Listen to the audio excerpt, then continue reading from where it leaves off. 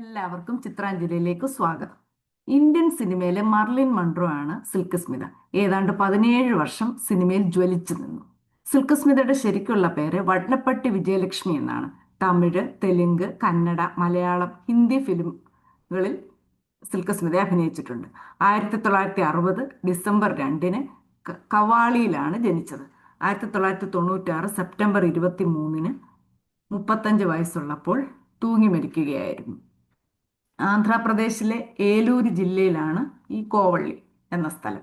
അച്ഛൻ്റെ പേര് രാമല്ലു, അമ്മ സരസമ്മ.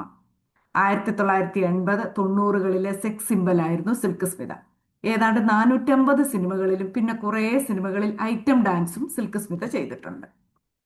ദാരിദ്ര്യം കൊണ്ട് 4-ാം ക്ലാസ് വരെ പഠിക്കാൻ സാധിച്ചുള്ളൂ. 14 വയസ്സുള്ളപ്പോൾ വീട്ടുകാർ ഒരു നല്ല പ്രായമുള്ള മനുഷ്യനെ കല്യാണം കഴിച്ചു കൊടുത്തു. ഭർത്താവിൻ്റെയും അയാളുടെ വീട്ടുകാരുടെയും പീഡനങ്ങൾ സഹിക്കവയ്യാതെ 2 വർഷത്തിന് ശേഷം വിവാഹബന്ധം ഉപേക്ഷിച്ച് ചെന്നൈയിൽ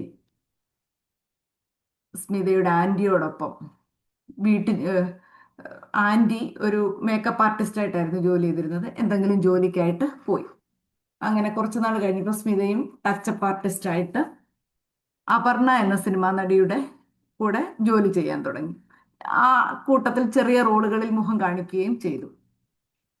ആന്റണി ഈസ്റ്റ്മാൻ എന്ന മലയാളം ഡയറക്ടർ ഇണയെ തേടി എന്ന സിനിമയിൽ സ്മിതയെ അഭിനയിപ്പിച്ചു. അങ്ങനെ ആ ആന്റണിയാണ് സ്മിത എന്ന പേര് ഇട്ടത്.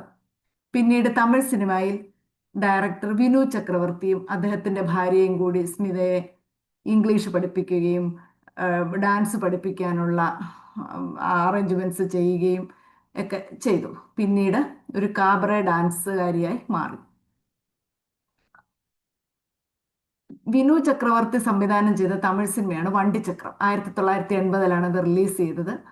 അതിൽ സിൽക്ക് സ്മിത ഒരു ബാർ ഗേളായിട്ടാണ് അഭിനയിച്ചത്. അങ്ങനെയാണ് ആ സിനിമയിലെ ക്യാരക്ടറിൻ്റെ പേരായിരുന്നു സിൽക്ക്. അങ്ങനെയാണ് സിൽക്ക് സ്മിത എന്നുള്ള പേര് വന്നത്.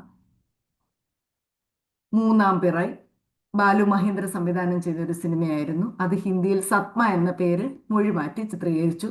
ശ്രീദേവി, കമലഹാസനൊപ്പം സ്മിതയും വളരെ നന്നായി അഭിനയിച്ചു. സെപ്റ്റംബർ 22-ാം തീയതി 1996-ൽ ഒരു കന്നഡ ഫിലിമിൻ്റെ ഷൂട്ടിംഗ് ഒക്കെ കഴിഞ്ഞ് അനുരാധ എന്ന കൂട്ടുകാരിയെ വിളിച്ച് ഒരുപാട് വിഷമങ്ങളും മാനസികമായിട്ടുള്ള പ്രയാസങ്ങളും ഒക്കെ പറഞ്ഞു. പിറ്റേ ദിവസം രാവിലെ അപ്പാർട്ട്മെൻറ്റിൽ തൂങ്ങി മരിച്ചതായിട്ടാണ് കാണപ്പെട്ടത്. ഒരു സൂയിസൈഡ് കത്തും എഴുതി വെച്ചിട്ടുണ്ടായിരുന്നു. പക്ഷെ പോലീസ് അത് പുറത്തേക്ക് വിട്ടിട്ടില്ല. അതുകൊണ്ട് മരണകാരണം ഇന്നും അജ്ഞാതമായി തുടരുന്നു. 2011-ൽ ദ ഡേർട്ടി പിക്ചർ, വിദ്യാബാലനാണ് അതിൽ അഭിനയിച്ചത്. ഏക്താ കപൂർ ആയിരുന്നു സംവിധാനം ചെയ്തത്. ആ ഫിലിം കണ്ടു കഴിഞ്ഞപ്പോൾ സിൽക്ക് സ്മിതയുടെ കുടുംബാംഗങ്ങൾ ഒട്ടും സന്തോഷകരമല്ലായിരുന്നു. അവർ ആ സിനിമയ്ക്കെതിരെ കേസ് കൊടുത്തു. അവസാനം ഏക്താ കപൂർ ഇതിൻ്റെ സംവിധായിക പറഞ്ഞു, ഇത് സിൽക്ക് സ്മിതയുടെ ജീവിതകഥ അല്ല എന്ന് പറഞ്ഞങ്ങനെ ഒഴിഞ്ഞു. 2013-ൽ ഒരു Kannada cinema dirty picture Sakkath hot, അതിൽ പാകിസ്ഥാനി നടിയായ വീണ മാലിക്കിനെ വെച്ചാണ് സിൽക്ക് സ്മിതയായി അവതരിപ്പിച്ചത്. അത് വളരെ സൂപ്പർ ഹിറ്റായി കന്നഡയിൽ എല്ലായിടത്തും ഓടി. 2013-ൽ മലയാളം ക്ലൈമാക്സ് എന്ന് പറഞ്ഞൊരു സിനിമ സനാ ഖാനാണ് സിൽക്ക് സ്മിതയെ അവതരിപ്പിച്ചത്. സിൽക്ക് സ്മിതയുടെ ജീവിതകഥ ആണ് അതിൽ പറഞ്ഞത്. അങ്ങനെ ഒരുപാട് ദുരൂഹതകളോടുകൂടി സിൽക്ക് സ്മിത തൻ്റെ ജീവിതം അവസാനിപ്പിച്ചു. സിൽക്ക് സ്മിതയുടെ ഒരു ഡാൻസെങ്കിലും ഇല്ലാത്ത 1980-കളിലും 90-കളിലും മിക്കവാറും മലയാള സിനിമകളിലും ഉണ്ടായിരുന്നു. സ്മിത കടിച്ച ഒരു ആപ്പിൾ ലേലത്തിന് ഒരുപാട് പൈസയ്ക്കാണ് പോയതെന്ന് പറയപ്പെടുന്നുണ്ട്. എന്തായാലും നടിയുടെ ജീവിതം ഒരു ദുരൂഹതയായിരുന്നു. 35 വയസ്സുള്ളപ്പോൾ ആത്മഹത്യ ചെയ്യേണ്ടി വന്നു. ആദരാഞ്ജലികൾ.